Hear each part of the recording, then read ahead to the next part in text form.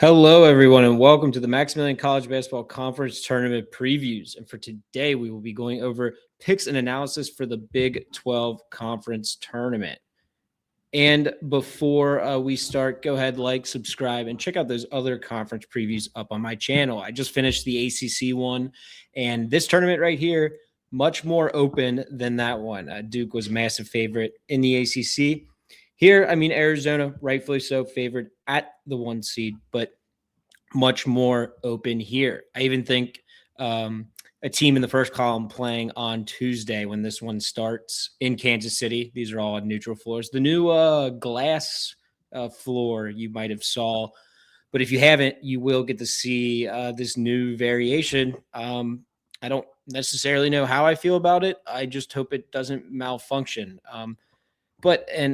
The court design last year that they've been using the last couple of years, that like weird, like gray graphite type court. I don't like that court. And the fact that they get a glass one, you can put literally anything on it and they're going to just run it back with the same one, I think is kind of dumb. But anyways, that should be interesting. And yeah, this whole tournament will be interesting here. Let's take a look at the odds board. And these do vary a lot. I mean, I pulled these off, I think DraftKings. I was looking at FanDuel and they were completely different. So make sure, when you listen to the analysis, don't just go to one book. Look at 5, 6, 7, 8, however many you have. Look at them all, as especially when you get down the board to some of the long shots. Very differing opinions right now in the market a couple days before this one starts. So anyways, yeah, Arizona is the favorite at -105. No surprise there. But I think our strategy here in this bracket, because Arizona's already locked up, as a 1 seed, they don't really need to show anything else here.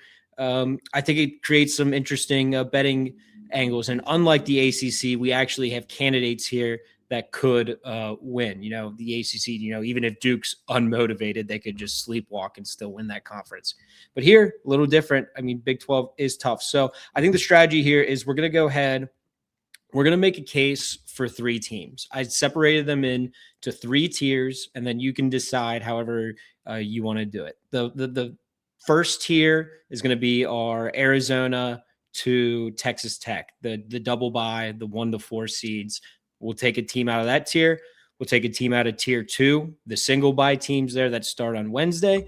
And then we'll take a tier 3 sprinkle there on the teams that start on Tuesday on the left. And we're going to go ahead and we're going to start actually on that tier 3. And the team that I decided on was Cincinnati. But it is worth mentioning here, like I said, shop around. I did see an 80 to 1 out there, maybe even something better.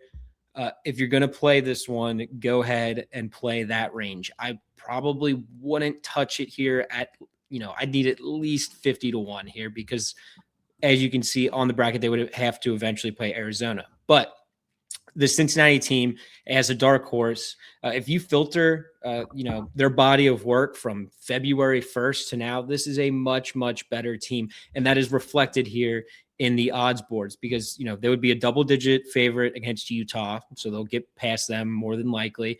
And then look where UCF is at, despite being the seed higher there and have a bye, like 500 to 1. So the market is saying Cincinnati probably going to beat UCF too. And UCF, I've had that team as completely overrated all year. They're finally like starting to show cracks. So I like to see that here. And I think UC can get those two. Now, even if Cincinnati wins both those games, they're probably still not in the tournament. So then they would play a game on the bubble against Arizona, who's already the 1 seed.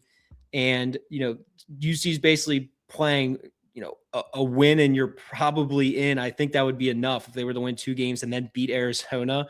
I think that would be enough to get them in. So, I mean, the motivation is just going to be through the roof here. And like I said, they are playing much, much better.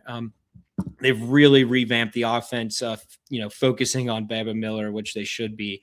And yeah, they've just looked a bunch better. But I would need like 80 to 1 sprinkle, go get that number, not the 45 to 1. But yeah, I think out of everybody, I don't think anybody else really has a chance in that column. BYU in terrible form right now. The Richie Saunders injury just really crushed this team. It trickled down to the rest of the team.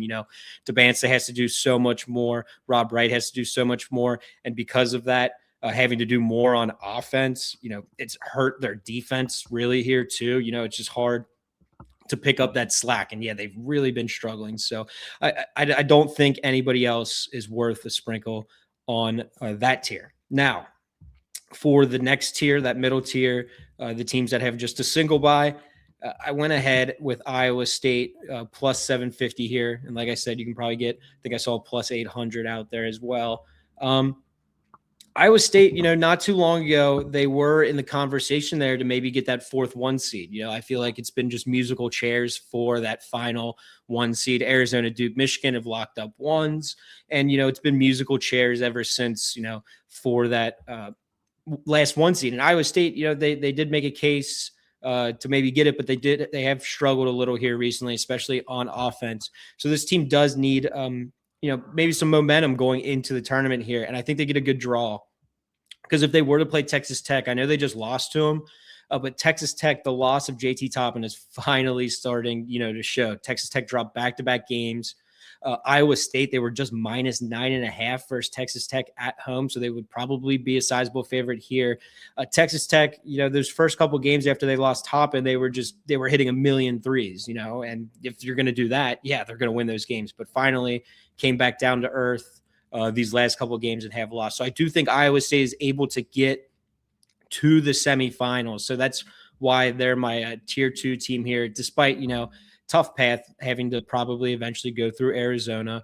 But like I said, Arizona's already done their work. Iowa State could really use some momentum here going into the tournament. And they're still, that spread will be close. It won't be as much as you think. Arizona was only minus 6.5 at home versus Iowa State. So, it's not as unreasonable here to think that they could maybe upset Arizona in that game. Now, that will be my tier 2 team. The tier 1 team, teams that have a double bye. I didn't want to take Arizona here at a minus price. I think Houston plus 200 would be the better play. And, like I said, it's been musical chairs for that last 1 seed, and Houston, had a chance as well until they lost 3 in a row here. So Houston, another team that could, use some motivation or momentum going into the tournament here. And again, they have a good draw because, like I said, BYU has been playing horrible. West Virginia, if they play West Virginia, I don't know how West Virginia scores in that game.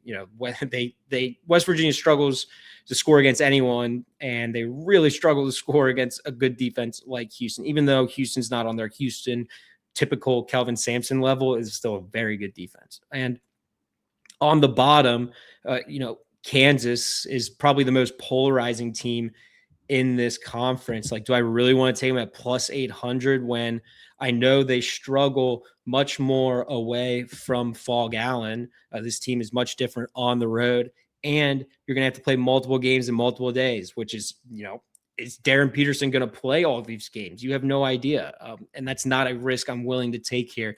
So I do think Houston is probably would be the play that I would take in that tier 1 between the 4 seeds, because like I said, you don't know what you're going to get at Kansas, and they're not playing at Fog Allen. So, and Texas Tech, we're starting to finally see the cracks and the loss of JT Toppin really hurting this team. So I want to avoid them as well. So those were the teams that I ended up going with. Like I said, you can break it down, split it up however you want.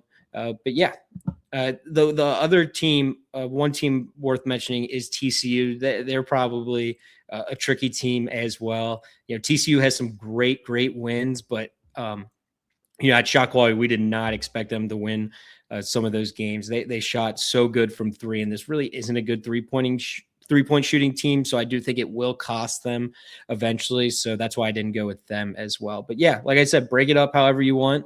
Let me know in the comments who you're taking, if you're taking any of these, or if you're going a different route in this one. But yeah, that will do it for the Big 12 preview here.